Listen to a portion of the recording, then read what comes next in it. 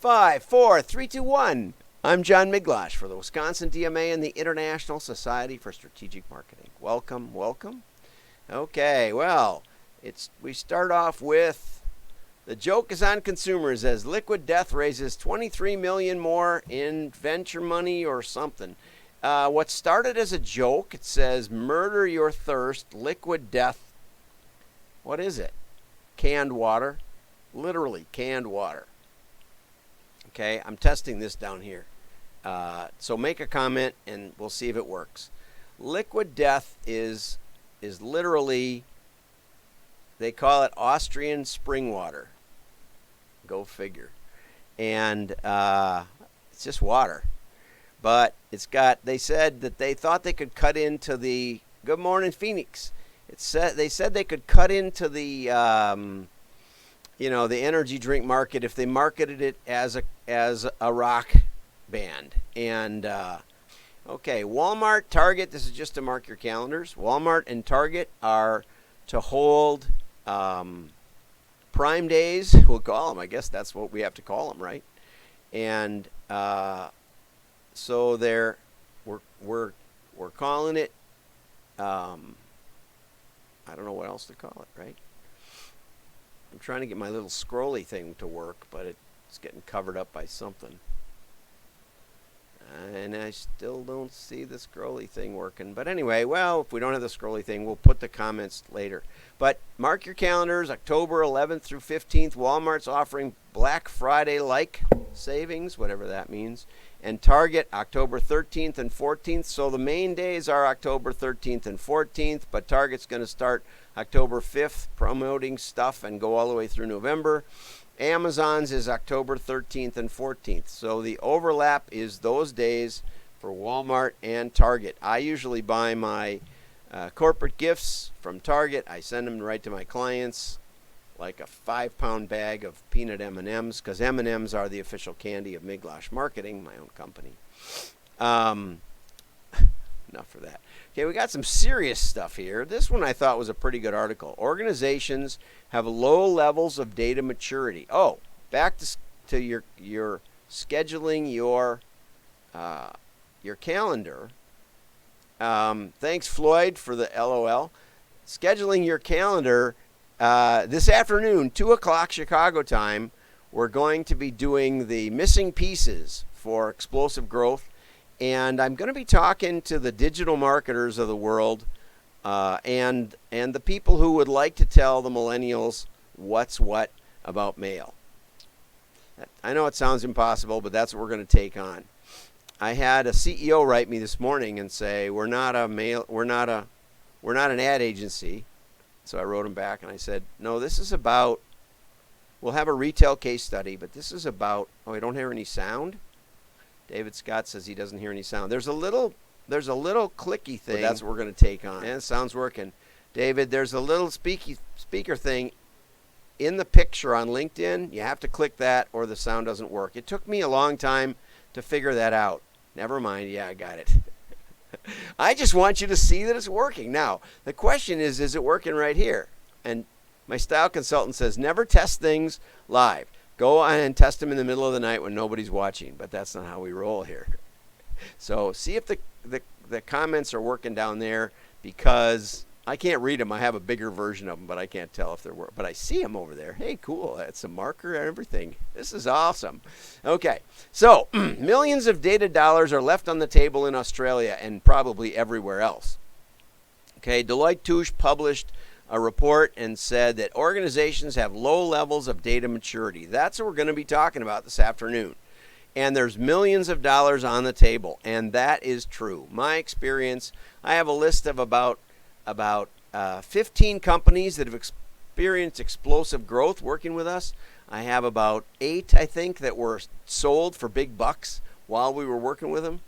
And so if you're interested in valuation, or if you're interested in how to get that growth, you want to know about the missing pieces. Hi, David. And hi, Keith. 93% of businesses have invested in data analysis tools or software, but only 16% have better only 2% say they, or 15% say they are advanced. Try not to do math while you're doing this live. But there's this cool graph or cool thing I liked here. The data maturity level. There's the 16 I was thinking about. 16 have basic, 44 have beginner, that's 60%. 25 intermediate, 13 advanced, and 2% master. Now, interestingly, that's about the way your customers break down by almost any metric, but especially by profitability over time or sales over time or number of orders over time. You'll have 2% that gets you, a good 20% or more maybe of your sales. You'll have another 15% that gets you another 20%. These guys will get you about another 20%. And the last 60% will get you about 20%. I don't think that added up quite, but again, don't try to do math live. It's impossible. But what Deloitte Touche says is, yeah, isn't that nice? Nice to see everybody else's comments too. I know this is tall cotton here. We're making progress, and you can see them even on Periscope. You can see the Periscope comments go by and the LinkedIn comments go by. And if you were on Twitch, and I think David Scott signed up on Twitch. Somebody signed up for Twitch yesterday. I saw was following me. I have never watched it on Twitch. As far as I know, it works. I don't get much feedback, but I think if you comment on Twitch, it's there. You can. Okay, but Deloitte Touche said every time you move up a rung, you gain about 10% in increased revenue. So I went into the rest of this article and tried to find anybody that confirmed that. Nobody did. That's always the missing piece in AI case studies. Nobody explains how the AI actually increased revenue. That's what we're going to do tomorrow. We're going to talk about increased revenue, dramatically increased revenue. We're going to show you a real graph from the real world, public information on a company that we've worked with that went kaboom, boom, boom, boom, boom, and exploded. They exploded with a combination of mail, digital, web, TV, and all of it integrated. But we're going to tell you the priority that they had and why it's so important to get the priority straight. That's one of the missing pieces. Okay, now finally, I wanted to talk about, it's today. Oh, did I say tomorrow? Today, not tomorrow. If you register, even if you can't make it at 2:00 Chicago time, if you did the link go by, did anybody send a link? Okay, put it up again. If you go to wdma.org, you can see the link. It's on the upper right when you bring up the page. And even if you can't make it, we'll make sure you get a link to your calendar and we'll send you the link to the recording, which I usually delay a few days. There's a link. That link will get you right to the landing page for that particular webinar, which is a little easier. Okay, now finally I wanted to talk about everything you need to know about offline direct mail data. And the reason this is important is because people don't understand, again, the prioritization of data, that all data is not equally valuable. If you have 1,000 variables, the first 3 are really important, probably RFM. The next 3 are probably sort of important, and after that it goes downhill fast. By the time you get to the 1,000th variable, probably has no impact whatsoever. But it might. So you're always building new variables to see what's what. But the most important priority is the offline data. And what offline data means is things like proprietary customer data or publicly available information.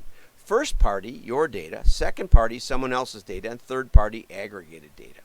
Okay? So a lot of mailers, what we start with is order detail. And that there's a case study where the VP of marketing specifically says that they not only take the amount purchased, the number of purchases made, but they also work with the individual items and groupings of items and multi-dimensions through the items. There's a lot you can do. When we were working with Abacus years ago, the president, I think it was Dan White at the time, said, you do 90% more with the 90% we throw away, or something like that. We throw 90% of the data away, and you make 9 times more out of it. That was true.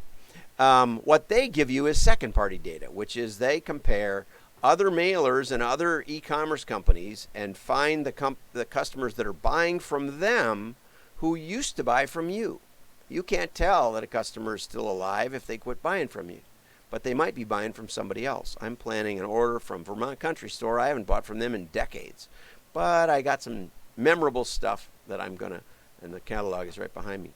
Okay, third-party data is like the census data. You can tell a lot about a person's neighborhood, and if you have the right profiling tools, and we'll talk about that a little bit this afternoon, a specific profiling tool we're going to make available to new members of the WDMA, so we're going to encourage you to join. Big benefit there. Offline data is dependable and more accurate. It's anchored to an individual's name and physical address. And offline sources can tell you life stage, homeowner status, mortgage amount, things like that. Online data, on the other hand, is typically browsing history or search intent, making it difficult to actually identify an individual consumer's key data points. Right.